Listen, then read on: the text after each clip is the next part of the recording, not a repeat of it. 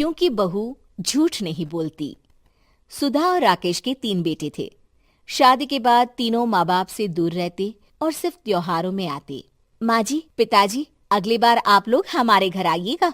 अरे नहीं बहू, सब यही आ जाते हैं तो घर खिला खिला लगता है। हाँ बहू, तू हमेशा बुलाती है तो जरूर आएंगे तेरे पास भी। हाँ हाँ, दीदी का घर बड़ा जो है, सब कुछ आपने शादी के बाद दीदी को ही तो दे दिया था। हमें भी दिया होता तो हम भी बड़ा घर लेते। क्यों सुनील? अरे नहीं नहीं, पापा ने सबको एक बराबर ही दिया है। छोटी बहू, क्या चाहिए तुम्हें, बोलो। वो आपके सोने की चेन वाली घड़ी है ना, वो अगर आप मुझे, तभी वहाँ मजली बहू भी आ जाती है। और मुझे ना आपका मंगलसूत्र कितना लंबा, सुंदर और भारी भी है। अरे हाँ हाँ, तुम दोनों को ही दूंगी बहू, चिंता ना करो। चलो अब खाना लगाओ, खाना खाया जाए। सभी मिलकर खाना खाते हैं कि पड़ोसन आ जाती है। अरे सुधा बहन, थोड़ी चीनी तो देना, घर में शक्कर नहीं है और मेहमान सर पर बैठे हैं। अरे छोटी बहू, चाची को शक्कर तो दे दो। अरे मजली दीदी, आप दे दीजिए ना, मैं यहाँ कम आती हूँ तो मुझे पता ही नहीं है कि सासू माँ सारी चीजें कहाँ रखती है। और तुम, मैं कौन सा यहाँ रोज शक्कर फाँकने के लिए आती हूँ, मुझे भी नहीं है पता। तभी बड़ी बहू हाथ में चीनी की कटोरी लेकर आती है। चाची, शक्कर आप लोगों का बड़ा सहारा है माँ जी और पिताजी को, वरना हम लोग तो यहाँ रहते ही नहीं। आप जैसे पड़ोसी हैं तो हम निश्चिंत है। और जीती रहे बहू, अब तो ये घर पड़ोस कम परिवार ज्यादा लगता है। सुधा अपनी बड़ी बहू को देखकर बहुत खुश रहा करती थी। वो उससे अक्सर घंटों बात भी किया करती, लेकिन दोनों दूसरी बहुओं का भी वो समझती थी कि शायद छोटी है, वक्त आने पर संभल जाएंगी। समय आ जाता है जब सभी को वापस जाना होता है। माँ जी, हम लोगों की फ्लाइट पहले है, हमें इजाजत दे। वो सास के गले लगकर चली जाती है। थोड़ी देर बाद छोटी बहू कहती है, माँ जी, मैं ना ये सोफे के कवर और चादरें ले जा रही हूँ, यहाँ तो ऐसी ही पड़ी रहेंगी। हाँ हाँ बहू, ले जा, और कुछ चाहिए तो बोल। और तो चाहिए बहुत कुछ, पर चलिए कोई बात नहीं, अगली बार ले जाऊंगी मैं।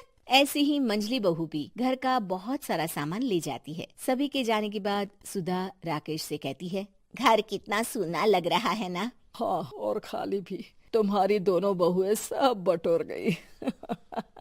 अरे ठीक है ना, हम दोनों ही तो हैं, कितना सामान लगेगा, फिर उन लोगों की नई गृहस्थी, इतना मत सोचा करे। समय बीतता है। ऐसे ही हर साल त्योहारों में सुधा और राकेश के बच्चों की बहू आते और जाते वक्त ढेर सारा सामान पैक कर कर ले जाती। लेकिन कुछ ही सालों में सुधा का देहांत हो जाता है।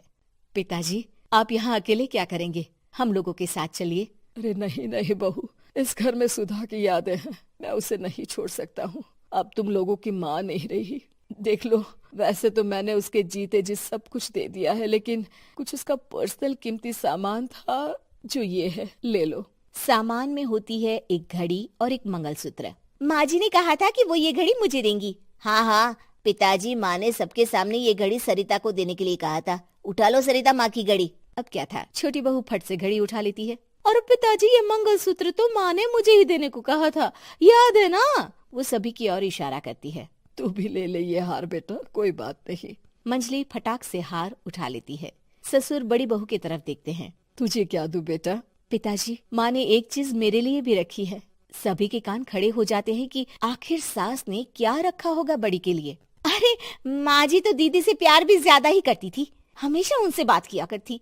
जरूर कोई बड़ी और अपनी प्रिय चीज दी होगी दीदी को। और देख लेते हैं ना, वरना तो हम भी बराबर का बंटवारा करेंगे। हाँ हाँ, कर लेना बंटवारा। लेकिन बड़ी बहू, बताओ तो, सुधा ने क्या रखा है तुम्हारे लिए? अभी तो हम लोग यही हैं पापा जी, जब जाने लगेंगे तो बता दूंगी। बड़ी बहू के मुंह से ये बात सुनकर बाकी दो बहुएं सोचने लगती हैं कि आखिर क्या है जो दीदी को सासू माँ देकर गई हैं। दीदी, ऐसा तो नहीं ना कि पूरे घर का आधा हिस्सा माँ बड़ी भाभी को देकर गई हो? तभी वहाँ ससुर आ जाते हैं। नहीं नहीं, ऐसा कुछ नहीं है। मकान तो तुम तीनों का बराबर से है। देखो, बड़ी बहू से तुम्हारी सास ज्यादा जुड़ी थी, न जाने क्यों घंटों बात किया करती थी। पता नहीं क्या देकर गई है उसे। और ससुर जी, आपको क्या पता, चालाकी से पूरे घर के पेपर में साइन करवा लिए हो, या फिर कोई छुपा गहना। आखिर मकान पूरा तो आपने सासू माँ के नाम ही कर रखा था ना। अब घर में ये सस्पेंस बन जाता है कि आखिर बड़ी बहू क्या लेकर जाएगी। फिर वो दिन भी आ जाता है जब बड़ी बहू के जाने का समय हो जाता है। बेटा, परसों तुम चली जाओगी, बताया नहीं, माँ ने तुम्हें क्या दिया?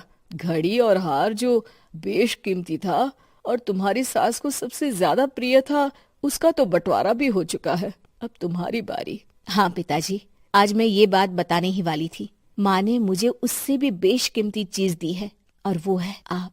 आपसे अधिक प्रिय उन्हें कुछ नहीं था। माँ चाहती थी कि आप मेरे साथ रहें। चलिए पिताजी। बेटा, मेरे पास तो कोई पेंशन भी नहीं है और ना ही कोई प्रॉपर्टी। लेकिन आपके पास संस्कार है पिताजी, जो मेरे बच्चे आपसे लेंगे, तो आपको ले जाने पर स्वार्थ ही है मेरा। चलिए ना पापा। सभी के सामने पिताजी बड़ी बहू और बेटे के साथ उनके घर चले जाते हैं।